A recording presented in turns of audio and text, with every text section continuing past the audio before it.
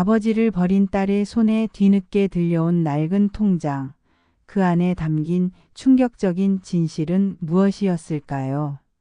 한때는 가족의 전부였던 아버지가 이제는 딸의 인생에서 가장 무거운 짐이 되어버렸습니다. 그리고 차갑고 외진 요양원에서 벌어진 끔찍한 진실과 마주했을 때 딸은 평생을 후회하며 오열해야 했습니다. 아버지가 마지막 순간까지 품에 안고 있던 낡은 사진첩, 그 속에는 딸을 향한 소름 돋는 비밀이 숨겨져 있었습니다. 오늘 이야기가 시청자 여러분의 마음에 어떤 울림을 주었는지, 혹은 주변에서 겪거나 들으셨던 안타까운 사연이 있다면 댓글로 여러분의 생각을 공유해 주세요. 혹시라도 이야기가 마음에 드셨다면 좋아요 한 번씩만 부탁드리겠습니다. 여러분의 소중한 참여가 저희에겐 큰 힘이 됩니다. 1990년대 초 온 동네가 이제 막 회색빛 빌라들로 채워지기 시작하던 시절이었습니다. 이제 갓 70을 넘긴 김인호 씨에게 세상은 온통 딸 수진이를 중심으로 돌아갔습니다. 까만 단발머리를 한 채 서툰 솜씨로 피아노 건반을 누르던 10살짜리 딸. 인호 씨는 먼지 날리는 공사 현장에서 하루 12시간을 넘게 일하면서도 딸의 피아노 소리만 들으면 세상 모든 시름을 잊는 듯 했습니다. 남들은 딸 바보라고 놀려댔지만 그는 그 별명이 세상 가장 큰 훈장처럼 자랑스러웠죠. 아내는 몸이 약했고 아들 민준이는 제 앞가림하기 바빴기에 인호 씨에게 수진이는 삶의 이유 그 자체였습니다. 우리 딸 커서 뭐가 되고 싶어? 하고 물으면 수진이는 항상 맑은 목소리로 피아니스트 라고 외치곤 했습니다. 그 꿈을 지켜주기 위해 인호 씨는 자신의 무릎이 닳아 없어지는 줄도 몰랐습니다. 그렇게 30년의 세월이 흘렀습니다. 2025년 현재 강산이 3번이나 바뀌는 동안 많은 것이 변했습니다. 뽀얀 얼굴로 피아니스트를 꿈꾸던 딸 수진이는 이제 눈가에 짙은 그늘이 진 40대 중반의 싱글맘이 되어 있었습니다. 남편과는 일찍이 갈라섰고 홀로 아들을 키우며 팍팍한 서울살이를 버텨내고 있었죠. 인호 씨는 어느덧 기억이 군데군데 끊기는 치매 초기 증상을 앓는 노인이 되었습니다. 한때 가족을 위해 태산처럼 버텨주던 그의 어깨는 한없이 좁아졌고 굳건했던 허리는 하염없이 굽었습니다. 이제 그는 도움이 없이는 하루를 온전히 보내기 힘든 그저 늙고 병든 아버지가 되어버렸습니다. 수진에게 아버지는 이제 사랑과 존경의 대상이라기보다는 끝없이 돌봄을 요구하는 무거운 짐이었습니다. 회사에서는 실적 압박에 시달리고 집에 오면 사춘기 아들과의 전쟁이 시작됐습니다. 거기에 치매 아버지의 수발까지 더해지자 그녀의 삶은 금방이라도 터져버릴 듯한 풍선처럼 위태로웠습니다. 아버지는 종종 한밤중에 집을 나가 길을 잃었고 가스불을 켜놓은 채 잠이 들어온 집안을 태울 뻔한 적도 있었습니다. 그때마다 수지는 가슴이 철렁 내려앉았지만 안도감보다는 짜증과 분노가 먼저 치밀어 올랐습니다. 아빠 제발 저 좀 살게 해주세요. 그녀는 자신도 모르게 아버지에게 소리를 지르는 날이 잦아졌습니다. 그럴 때마다 인호 씨는 겁에 질린 아이처럼 몸을 움츠리며 그저 미안하다, 수진아. 내가 짐이구나. 미안하다라는 말만 되풀이할 뿐이었습니다. 결국 그날이 오고야 말았습니다. 인호 씨가 화장실에서 넘어져 고관절에 금이 가는 사고가 터진 겁니다.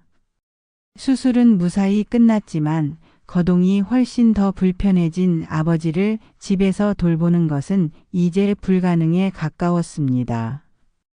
수지는 결단을 내려야 했습니다. 해외에 나가 사는 오빠 민준이는 먼 나라 이야기였고 당장 그녀의 현실을 해결해 줄 수는 없었습니다. 며칠 밤낮을 고민하던 그녀는 인터넷 검색창에 몇 글자를 쳐 넣었습니다. 저렴한 요양원. 화면에는 수많은 시설의 이름이 떴고 그 중에서도 유독 저렴한 가격을 내세운 경기도 외곽의 한 요양원이 그녀의 눈에 들어왔습니다. 이름은 늘봄 케어센터였습니다. 언제나 봄처럼 따뜻하게 보살펴준다는 의미 같았지만 상담 전화 너머로 들려오는 원장의 목소리는 어딘지 모르게 기름기가 흐르고 불친절했습니다. 하지만 수지는 다른 선택지가 없다고 스스로를 합리화했습니다. 그래, 전문시설이니까 집보다 더 편안하실 거야. 이게 최선이야. 아빠를 위해서도 나를 위해서도. 아버지를 늘봄 케어센터로 모시던 날 이노 씨는 아무 말도 하지 않았습니다. 그저 평생의 손때가 묻은 낡은 사진첩 하나만을 품에 꼭 껴안고 있었죠. 그 속에는 수진의 어린 시절부터 학창 시절, 결혼식 사진까지 아버지의 시간이 고스란히 담겨 있었습니다. 수진은 그런 아버지의 모습을 애써 외면했습니다. 아빠 필요한 거 있으면 전화하고. 자주 올게. 그녀는 영혼 없는 약속을 남기고 서둘러 차에 올랐습니다. 백미러로 점점 작아지는 아버지의 모습을 보며 그녀는 눈물을 흘렸습니다. 하지만 그 눈물은 아버지를 향한 미안함보다는 지긋지긋한 현실에서 잠시나마 벗어날 수 있다는 안도감에서 비롯된 것이었습니다. 안타깝게도 그녀는 몰랐습니다. 자신의 그 결정이 아버지를 얼마나 끔찍한 지옥으로 밀어넣었는지, 그리고 그 낡은 사진첩 안에 자신을 평생 후회하게 만들 비밀이 숨겨져 있다는 사실을 말입니다. 수진이 아버지를 맡긴 늘봄 케어센터는 이름과는 정반대로 스산한 기운만 감도는 곳이었습니다. 도심에서 한참 떨어진 야산 중턱에 덩그러니 자리한 낡은 2층 건물에서는 봄의 따스함이라곤 찾아볼 수 없었죠. 복도에는 희미한 소독약 냄새와 노인 특유의 채취, 그리고 퀴퀴한 음식물 쓰레기 냄새가 뒤섞여 코를 찔렀습니다. 원장 박 씨는 번지르르한 말과는 달리 노인들을 돈벌이, 수단으로만 여기는 사람이었습니다. 정부 보조금을 타내기 위해 서류를 조작하는 것은 예사였고 노인들에게 지급되어야 할 식자재를 빼돌려 자신의 배를 불렸습니다. 노인들의 식판에는 멀건 국과 딱딱한 김치, 정체를 알 수 없는 나물 반찬이 전부인 날이 허다했습니다. 김인호 씨의 요양원 생활은 그야말로 생지옥이었습니다. 말이 어눌하고 치매 증상이 있다는 이유로 그는 요양보호사들의 무시와 구박을 한 몸에 받았습니다. 기저귀를 제때 갈아주지 않아 엉덩이가 짓무르는 것은 일상이었고 식사 시간이 지나 음식이 차갑게 식어버려도 누구 하나 신경 써주는 이가 없었습니다. 그때 정말 모든 걸 포기하고 싶었습니다. 훗날 이노 씨는 아주 잠깐 정신이 돌아왔을 때 아들에게 그렇게 털어놓았습니다. 그의 유일한 낙은 수진이가 올 때를 기다리는 것과 품에서 놓지 않았던 낡은 사진첩을 들여다보는 것이었습니다. 사진 속에서 환하게 웃고 있는 어린 수진의 모습을 볼 때면 희미해져 가는 기억 속에서도 아버지의 얼굴에 잠시나마 옅은 미소가 번졌습니다. 수지는 처음 몇 달간은 약속대로 주말마다 아버지를 찾아갔습니다. 하지만 갈 때마다 마주하는 아버지의 초라한 모습과 요양원의 열악한 환경은 그녀에게 죄책감이란 무거운 돌덩이를 안겨주었습니다. 그 죄책감에서 벗어나고 싶었던 걸까요? 그녀의 방문은 점점 뜸해졌습니다. 처음에는 2주에 한 번, 그 다음엔 한 달에 한 번. 나중에는 명절에나 겨우 얼굴을 비추는 정도가 되었습니다. 회사 일이 바쁘다는 핑계 아들. 녀석이 속을 썩인다는 핑계를 방패 삼아 아버지를 자신의 삶에서 철저히 밀어냈습니다. 아버지도 그 편이 더 편하실 거야. 내가 자꾸 찾아가면 나한테 의지하려고만 하시니까. 그렇게 스스로를 기만하며 외면했습니다. 사건은 이노 씨가 요양원에 들어간 지 1년쯤 되던 겨울에 터졌습니다. 인색하기 짝이 없던 원장 박 씨는 난방비를 아끼기 위해 한겨울에도 보일러를 켜는 둥 마는 둥 했습니다. 노인들은 차가운 방에서 얇은 이불 한 장에 의지해 추위를 견뎌야 했습니다. 면역력이 극도로 약해진 이노 씨는 결국 폐렴에 걸리고 말았습니다. 그는 밤새 기침을 토해내며 펄펄 끓는 열에 시달렸습니다. 하지만 야간 근무를 하던 요양보호사는 시끄럽다며 이노 씨에게 소리를 지를 뿐 별다른 조치를 취하지 않았습니다. 어르신 조용히 좀 하세요. 다른 분들 다 깨겠네.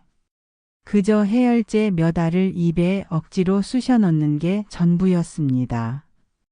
이노 씨의 상태는 급격히 악화되었습니다. 그는 의식을 잃고 가쁜 숨만 몰아쉬었습니다. 그제야 사태의 심각성을 깨달은 요양보호사는 원장에게 들킬까 봐 전전긍긍하며 어쩔 줄 몰라 했습니다. 다행히 그날따라 새로운 양심 있는 아르바이트생이 있었습니다. 그는 원장의 눈을 피해 몰래 119에 신고하는 한편 이노 씨의 비상 연락망에 적힌 아들 민준의 국제전화 번호로 다급하게 연락을 취했습니다. 아버님이 위독하십니다. 빨리 와보셔야 할 것 같아요. 미국에서 사업을 하던 민준은 청천벽력 같은 소식에 가장 빠른 비행기 표를 끊어 한국으로 날아왔습니다. 병원 중환자실에 도착한 그는 산소흡기에 의지한 채 앙상한 뼈만 남은 아버지의 모습을 보고는 그대로 주저앉아 오열했습니다. 아버지, 제가 잘못했어요. 이게 대체 어떻게 된 일이냐며 동생 수진에게 전화를 걸었을 때 수진은 놀랍게도 그날 저녁 친구들과의 모임에서 웃고 떠들고 있었습니다. 그녀는 오빠의 전화를 받고도 상황의 심각성을 제대로 인지하지 못했습니다. 아버지가 위독하다는 사실보다 자신의 평온한 일상이 깨졌다는 사실에 더 짜증이 났던 겁니다. 병원 복도에서 마주친 남매 사이에는 얼음장 같은 냉기만 흘렀습니다. 민주는 금방이라도 터질 듯한 분노를 애써 억누르며 수진에게 물었습니다. 도대체 어떻게 된 거야? 아버지를 이런 지옥 같은 곳에 처박아 놓고 넌 발 뻗고 잠이 왔어? 수진은 오빠의 날. 선 비난의 고개를 숙인 채 아무 말도 하지 못했습니다. 그녀 역시 유리창 너머로 보이는 아버지의 모습을 보고 충격에 빠진 상태였습니다. 불과 1년 전만 해도 제 발로 걸어서 요양원에 들어갔던 아버지가 이제는 죽음의 문턱에서 사투를 벌이는 앙상한 노인이 되어 있었습니다. 그제야 자신이 아버지에게 무슨 짓을 했는지 뼈저리게 실감이 나기 시작했습니다. 미안해. 오빠. 내가 다 잘못했어. 그녀의 입에서 나온 말은 공허한 사과뿐이었습니다. 가족들 앞에서 눈물을 보인 건 그때가 처음이었어요. 수지는 무너져 내렸습니다. 며칠 후 기적적으로 이노 씨는 고비를 넘기고 의식을 되찾았습니다. 아직 말은 제대로 할 수 없었지만 그의 눈은 분명히 자식들을 알아보고 있었습니다. 민주는 당장 그 지옥 같은 요양원을 고발하고 아버지의 짐을 빼오기로 했습니다. 수지는 속죄하는 마음으로 오빠를 따라 나섰습니다. 아버지의 이름이 적힌 작은 사물함을 열자 그 안에는 계절이 지난 낡은 옷 몇 벌과 닳고 다른 사진첩 하나가 전부였습니다. 수지는 무심코 그 사진첩을 집어들었습니다. 한 장 한 장 넘길 때마다 잊고 있던 기억들이 파노라마처럼 스쳐 지나갔습니다. 유치원 재롱잔치 때 꽃다발을 안고 환하게 웃던 자신, 초등학교 입학식 날 긴장한 얼굴로 아버지의 손을 꼭 잡고 있던 자신, 그리고 대학교 졸업식 때 학사모를 쓰고 아버지와 어깨동무를 한 자신의 모습까지. 사진 속 아버지는 언제나 딸을 자랑스럽다는 듯 사랑스러운 눈빛으로 바라보고 있었습니다. 사진첩 마지막 장에 이르렀을 때였습니다.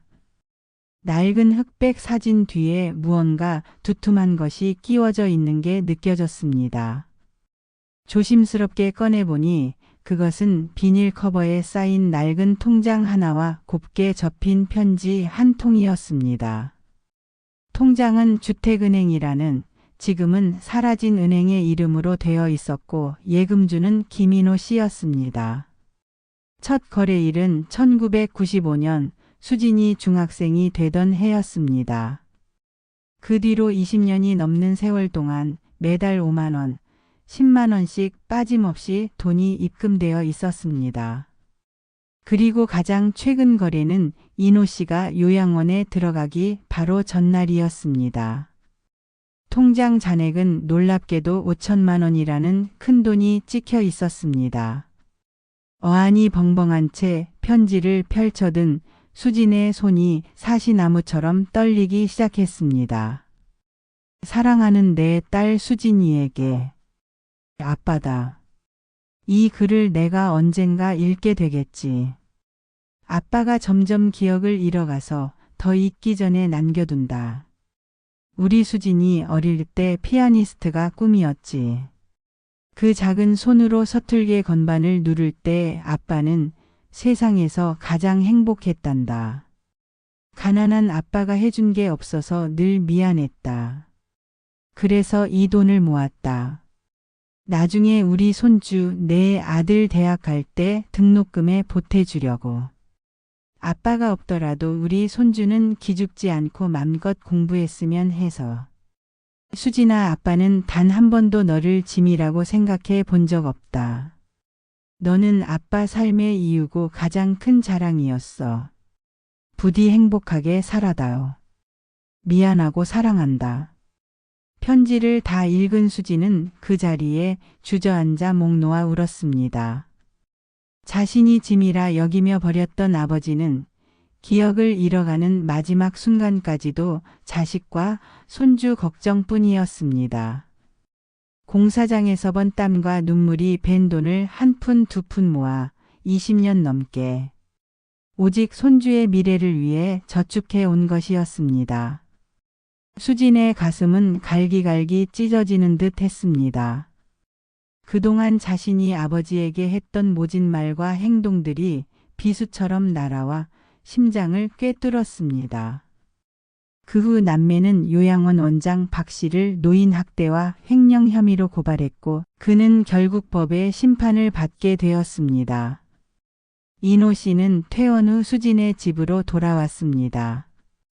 수진은 회사를 그만두고 온전히 아버지를 돌보는데 전념했습니다. 아버지의 병세가 기적처럼 나아진 것은 아니었습니다. 여전히 시간과 사람을 헷갈려 했고 어린아이처럼 변하기도 했습니다. 하지만 수진은 더 이상 아버지를 원망하거나 힘들어하지 않았습니다. 그녀는 매일 아버지의 굳은 손을 주무르고 아버지가 좋아하시던 부드러운 음식을 만들어 직접 떠먹여드리며 잊혔던 시간들을 하나씩 되짚어 주었습니다. 아빠 이때 기억나?